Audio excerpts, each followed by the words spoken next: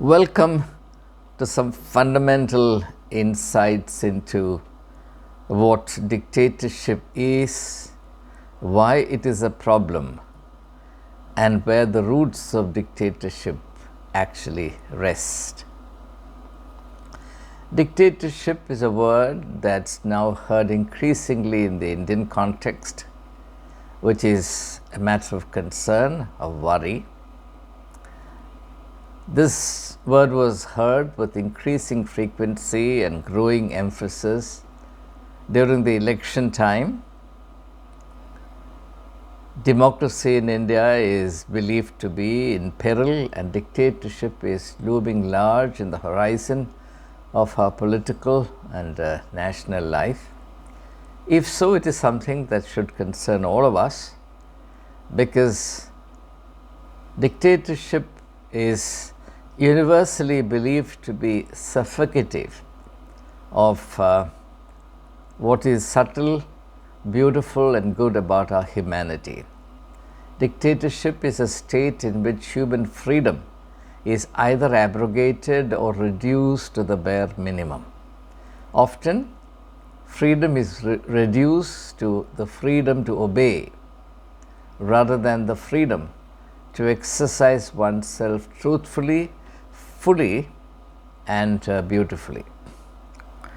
So it's a very serious fundamental issue about which we need to have clarity of thought. The fact that there is a growing concern about the likelihood of democracy in India sliding down into the bottomless abyss of dictatorship, with all the horrendous consequences it could imply, doesn't mean that we are clear in our understanding of what dictatorship means, and not just in political theory, political philosophy, but experientially, existentially. What does dictatorship mean in real terms to the individual person, and why should dictatorship therefore be an issue? So let's consider this very crucial issue. My approach to this problem is not primarily in terms of dictatorship. To me, dictatorship is incidental, but an issue of very serious consequence for the more fundamental issue of human freedom and the need for fulfillment, the right that every individual has to attain fulfillment, which is universal. Now, one of the most important realities in public life, where people organize themselves, where people act collectively or in a corporate fashion, power becomes an important issue. Now, power is not a problem in itself. In fact, a state in which everyone is powerless is even worse than a state in which at least a few are powerful. You might think that I am oligarchic in my thinking, but if you continue to listen to what I have to say, you will see that that's not the case. I am not advocating that the right to exercise power should be the exclusive monopoly of a tiny handful of people. I believe that the people as a whole must be the repository of power, or as the democratic credo goes, the sovereign authority must be the people of a nation. Of that, there is no doubt. I am only referring to or envisaging the most undesirable state in which everyone is equally powerless. The ideal state, of course, is that everyone is empowered. That everyone can be equally empowered is a moot question, but at least in terms of availing oneself of opportunities to develop, opportunities to be meaningfully engaged, opportunities to be able to contribute to the well-being of people in a society, so on and so forth. Equality of opportunity in these respects must be aimed at, and every provision made to ensure that this is obtained on the ground. Now, therefore, my primary term of reference being human freedom and dignity, I cannot but attach extreme importance to this corporate reality of power. Where even 2 or 3 people come together, there is reality of power. So ultimately, the real question is how power is understood, how power is exercised, and how wholesomely the exercise of power is maintained, which means both enabled as well as regulated. For example, today in the Indian context, when we think about dictatorship, we often think only of the dictatorship by one person. We think that dictatorship is a state of affairs in which one man's writ runs and everybody else is required to be subservient or live in subjection to his will, whatever that may. The dictator is in no obligation or no necessity to explain the rationality of what he wants to do and what he wants to impose on the people. His will becomes the law of the land. In other words, he claims the right to exercise power without restraints of accountability and without the restraints also of having to be guided by considerations for the welfare of the people. So, power is exercised in a solipsistic as well as megalomaniacal fashion in order to humor the ego of the person who happens to be in power, and in a state of careless indifference to the needs, the hopes and aspirations of the people at large. And therefore, if this idea is acceptable, then we must understand that there are 2 types of dictatorships, and often these 2 types coalesce, and dictatorship becomes most dangerous and most inimical to the health and wholeness of life when the 2 forms of dictatorship coalesce and become one monstrous entity. And these 2 forms of dictatorship are A, the dictatorship of individuals, or dictatorship by individuals, and B, dictatorship by the brute majority. Dictatorship by the brute majority. To the second, a third must be added. It's actually, the second is a bogus category. The real category is the dictatorship exercised by a tiny minority in the name of and presumably for the sake of the brute majority.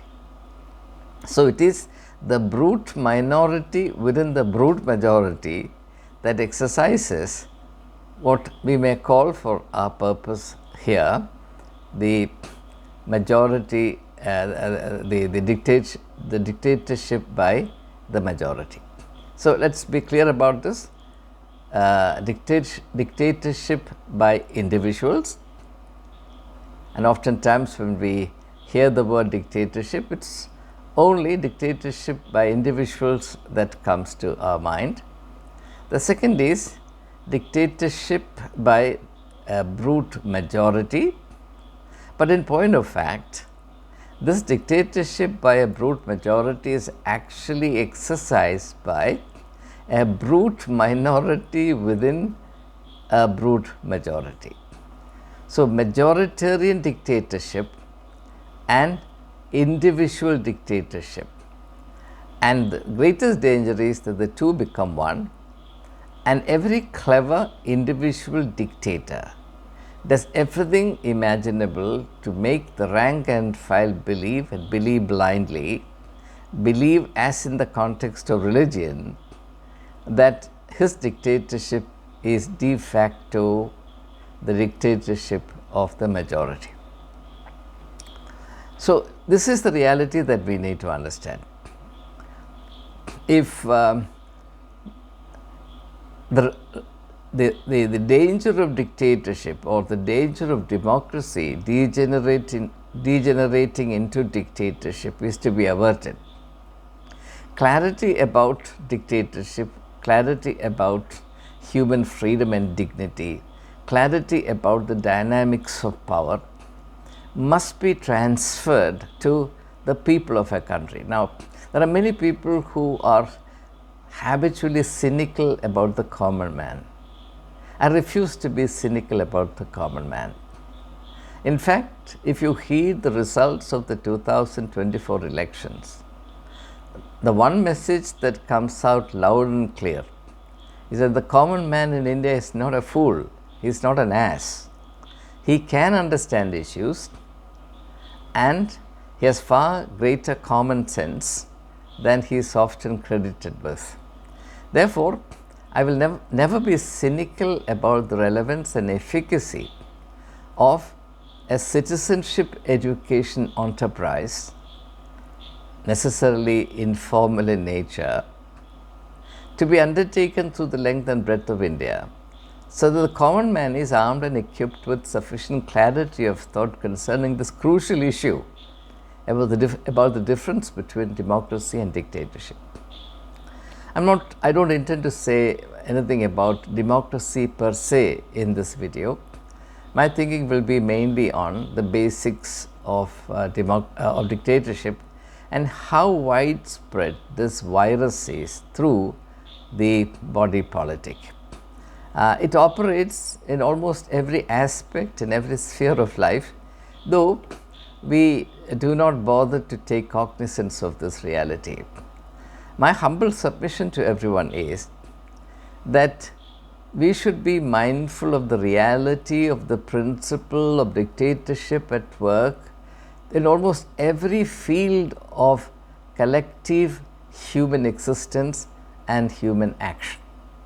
Where two or three people come together, wherever human beings organize themselves, there is the reality, there is the likelihood of dictatorship emerging and becoming oppressive. The great psychologist Sigmund Freud said that we create the state to oppress us. Now, he was certainly exaggerating the case. Nobody creates anything to be oppressed by it.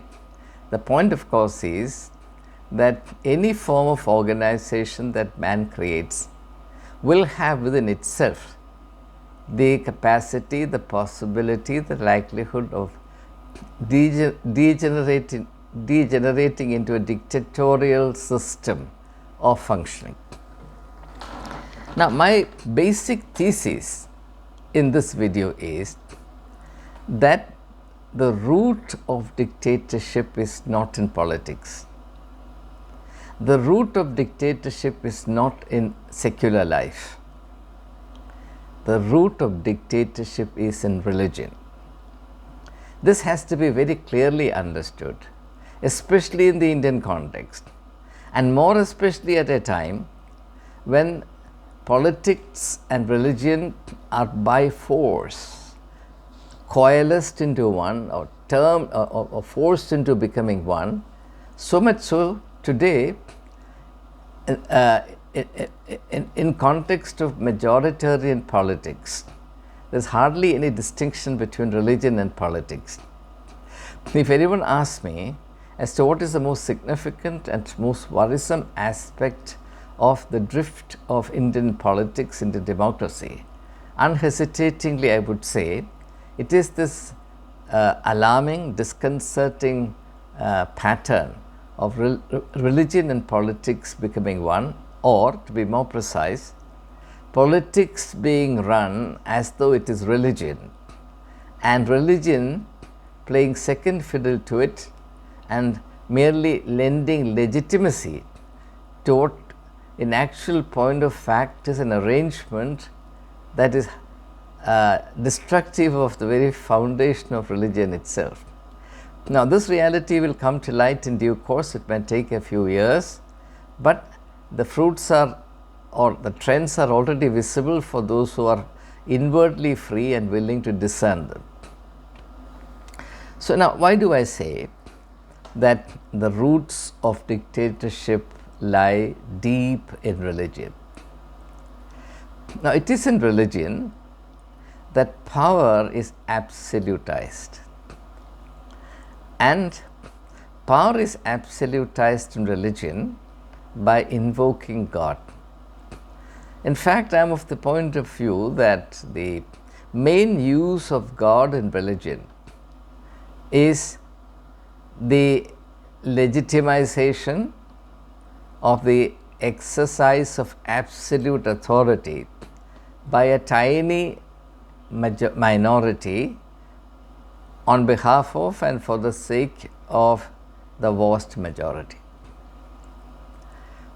Now, authority in religion is absolute because the center of authority, in this context the priestly class that exercises authority, is not accountable to anyone, and they fend off the need to be accountable to anyone on the presumption that they are accountable to God, and that the authority they exercise is delegated to them by God Himself. And therefore, logically speaking, they should be accountable, and they are accountable only to God. Now, when anybody or a group of people say that he or they are accountable only to God, in practical terms, what it means is that they don't want to be accountable to their fellow human beings. Now, that position would have been perfectly all right and acceptable if the consequences of what they do or the effect of what they do does not affect or impinge upon the life of others. The curious thing in religion is that on the one hand, the priestly class claims that what they do is of immense consequence to the welfare of believers both here and in the world to come. At the same time, they claim to be immune to the need to be accountable to human beings in terms of their condition, in terms of their well-being, in terms of their frustrations, in terms of the denial of freedom, and in terms of the air of oppressiveness that they experience in this context, which they are then urged to put up with on the alibi that if they do so, they will be amply rewarded by God Himself in the world to come. So, religion is structured on the framework, or religion is situated within a framework in which power is absolutized. God is absolute. So, if you want to absolutize anything at all, the best thing you can do is to invoke the name of God. And because this is a universal practice, and because this happens every now and then, we have the commandment, do not take the name of the Lord thy God in vain, because human beings have a tendency to take the name of God in vain. Taking the name of God in vain actually means invoking God only as a formula for legitimizing what otherwise cannot be legitimized. For example, L.K. Advani had the candor or the openness of mind to say that BJP came to power only thanks to the Ram Mandir movement in Ayodhya, clearly indicating that the Mandir agenda was not in truth a religious or spiritual enterprise. It was a political move couched in the form of popular piety, and therefore the name of God is taken in vain. For example, I have no problem with the Ram Mandir being built, a beautiful piece of architecture, commendable, very well done, all that's fine. But since I am a priest, and since I have been a priest, and since I know what churches mean to Christians, and In particular, I know that the enthusiasm that Christians show in building churches and the sacrificial investment of money that they make in building bigger and more beautiful churches has no bearing on the fervor with which they worship God. People don't realize that the fact that they are very zealous about building big and more beautiful churches, more and more expensive churches, does not mean that they are inclined to or keen to worship God or they care for God. Pardon me. I'm inclined to believe that the same holds good in the context of Ram Mandir as well. You will rarely see the protagonists of the Ram Mandir movement residing in Ayodhya, worshipping Lord Ram in truth and in the fervency of the spirit through the rest of their life. They may make occasional ceremonial visits widely advertised with the eye of the media focused on them, but whether they will actually prioritize piety to Lord Ram in their life and accept that as a shaping principle for everything in their life. For example, Lord Ram as the embodiment of righteousness is a concept that is acceptable to me even though I am not a Hindu, because righteousness is a spiritual concept. Righteousness is the exalted word for justice. In the context of man we say justice, in the context of God we say righteousness. So God's justice is righteousness, and presumably God's justice is superior to man's justice. The inherent flaw in man's justice is that it is weighted heavily in favor of the rich and the privileged, whereas we expect that when it comes to God's justice, the poor will have an equal chance. And that's why we say that God's righteousness, God's justice is superior to man's justice. Now, if Lord Ram is the embodiment of this righteousness, which is dear and must be dear to human beings anywhere in the world, Hindu, Christian, Muslim, Indian, American, African, doesn't matter. If are you a human being, then righteousness must be one of your topmost priorities. So I have absolute delight in accepting Lord Ram as a symbol of righteousness. But the fact that a group of people with great self-assertiveness, the euphoria of self-assertion, builds a temple in honor of Ram doesn't mean that the degree of commitment to Lord Ram and the way of life, the beauty of life that he represents has become a bit more accepted or practiced. We need to have clarity on this. So, when it comes to religion, I was talking about how religion is used and abused only as a principle or as a means of legitimizing what otherwise cannot be legitimized. And therefore, there is hypocrisy in using religion and abusing religion in this manner. So, it is through religion that every human being gets inured to, gets accustomed to the reality of unbridled and absolute power. And the people who claim the right to exercise this absolute power, and the word for exercising absolute and unbridled power is dictatorship, are the priestly class. So the most seminal embryonic dictators are priests, whether you like it or not. That's the reason why in one of my earlier videos I said that there are three forms of government. One is government by superstition, and in this form of government, the real rulers, the dictators are priests. And you will see no religion in which the priestly class will allow you freedom of thought. the freedom to raise a question concerning what they advocate and what they assert dogmatically. No believer has the right to even apply to his mind to the dogmas that are imposed upon him. Now, that is exactly how a dictator works.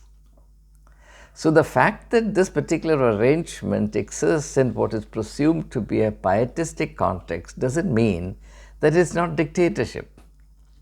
In point of fact, any arrangement that suppresses human freedom, any arrangement that allows a group of people, a designated set of people, to impose their will without accountability to all the rest, whether it is done in the name of brute majority, as in secular politics, or the name of God, which is higher than brute majority. Majority can shift, but God cannot change, and therefore the authority of the priestly class remains the same irrespective of the vicissitudes of the world around. That is why the priestly authority is far superior to any form of secular authority, because secular authorities are subject to the vicissitudes of time, the ups and downs of time, whereas the authority of the priestly class is steady, steadfast, unshakable, because their authority is erected on this unchanging, enduring, unchangeable foundation of divine sanction.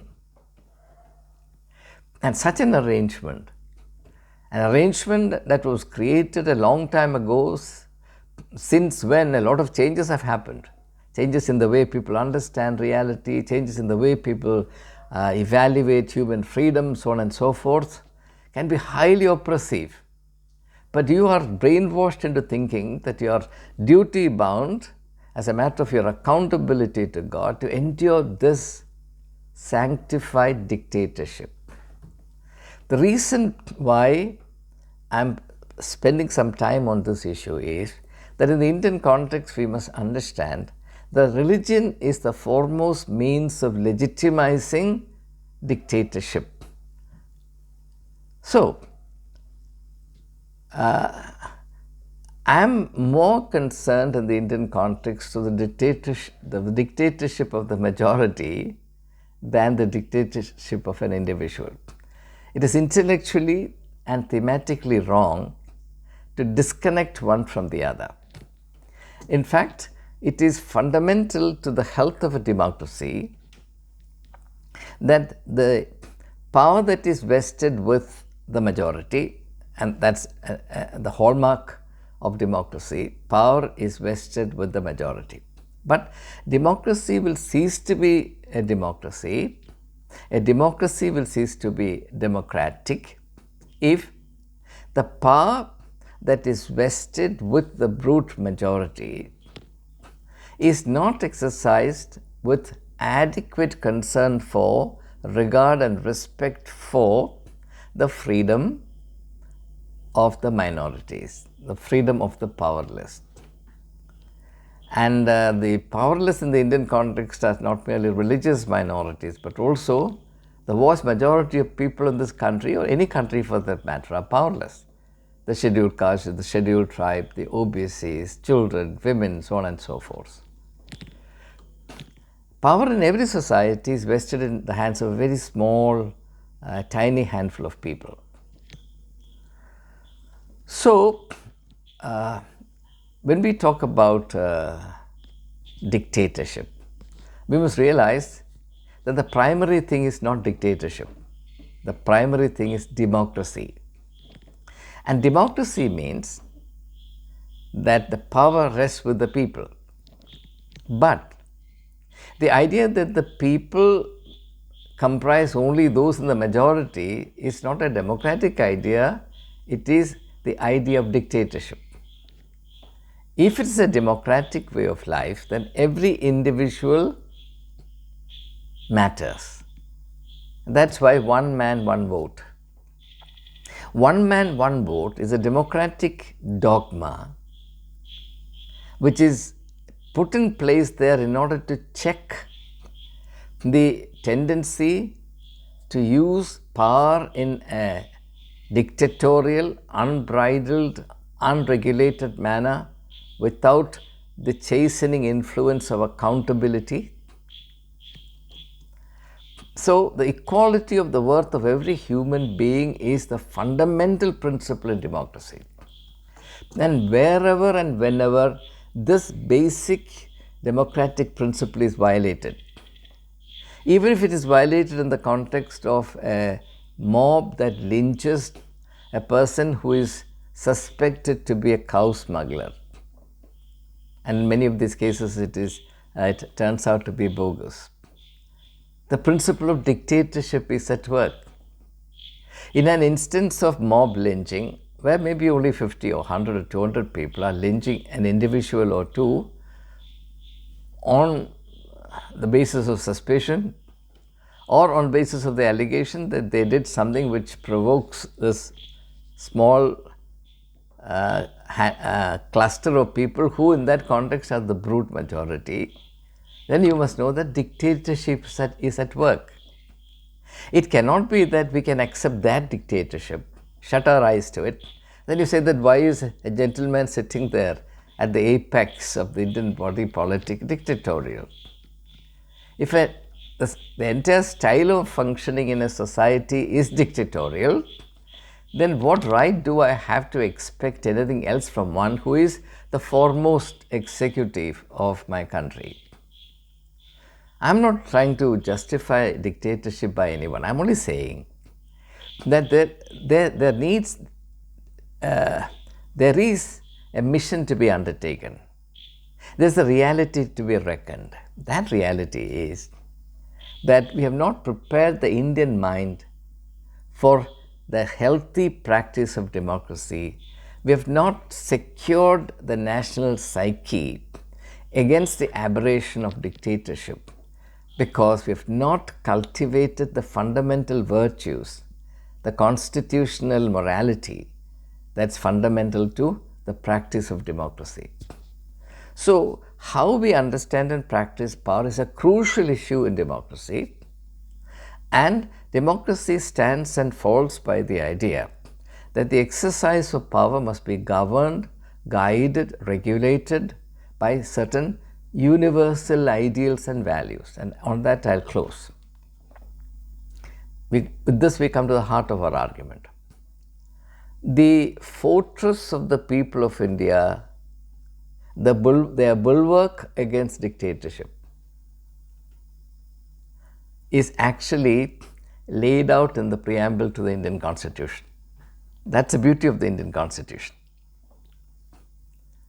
On that single page, you have a neat and comprehensive statement as to what will make the difference between democracy and dictatorship.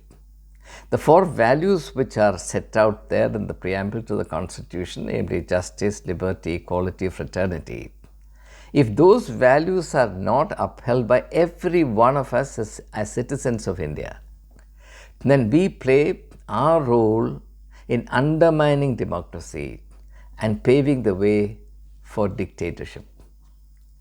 It is not that dictatorship descends on us like a bolt from the blue.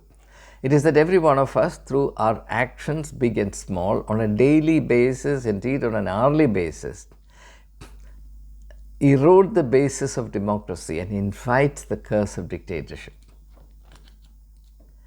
And therefore, if the opposition parties in India are sincere about and earnest about the concern that they express about the peril that democracy faces in India and the reality, the ominous reality of dictatorship looming large in our public or political horizon, then what they need to do is to raise public awareness about the difference between dictatorship and democracy and address every form of embryonic dictatorship, including dictatorship in religion.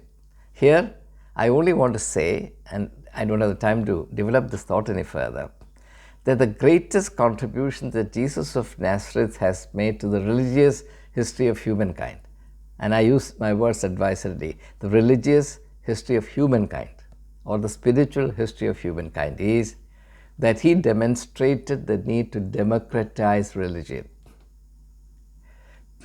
one of the reasons why I really look at the teachings of Jesus Christ, all that he advocated, and particularly the rebellious and reformative stand he took against the oppressive system that Judaism had become under the hegemony of the priests, is that he set himself out, or his mission was to democratize religion. If religion is not democratized, this is my fundamental thesis. If religion is not democratized, then democracy is not safe in any society. I repeat, if religion, all religions without exception, all religions are fundamentally the same in terms of dictatorship. Every religion is a pocket of dictatorship, except that the people who exercise dictatorship are mediocre people, they are dishonest, they are hypocritical, and therefore they invoke the name of God in vain and make people believe they are acting like petty tyrants and kings in the name of God, as though God has some interest in kingship, as though God prefers kingship to democracy, which is a downright lie, a flaming lie. So unless and until religion is democratized, unless and until the dictatorial heart of religion is exposed, and religion is made a place, an environment conducive to human freedom and dignity, freedom of thought, freedom of choice, and an environment conducive to the fullest development of human faculties, which is possible only when all of human faculties, including reason and the capacity to think rationally, think freely, fearlessly, are affirmed, upheld. The future of democracy is always in peril. So, nothing can be achieved by way of securing the foundations of democracy in India if the breeding ground of dictatorship, namely religion, is not examined and the roots of dictatorship are eliminated from there. And religion is made a domain of freedom, of truth, of the four fundamental values laid out in the Constitution. If justice, equality, liberty and fraternity are desirable in politics and public life, why are they not desirable in religion? Please tell me. For example, why should religions fight among themselves? Why should there be a competing arrangement between one religion and another? If fraternity, which is kinship of human beings, idea that all of us belong together in the family of God, if that idea is taken sincerely, how can there be conflict between two religions? I don't understand this.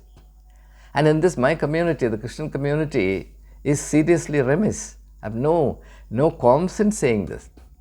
Christians have to seriously examine themselves whether they have not violated the fundamental tenets of their own religion.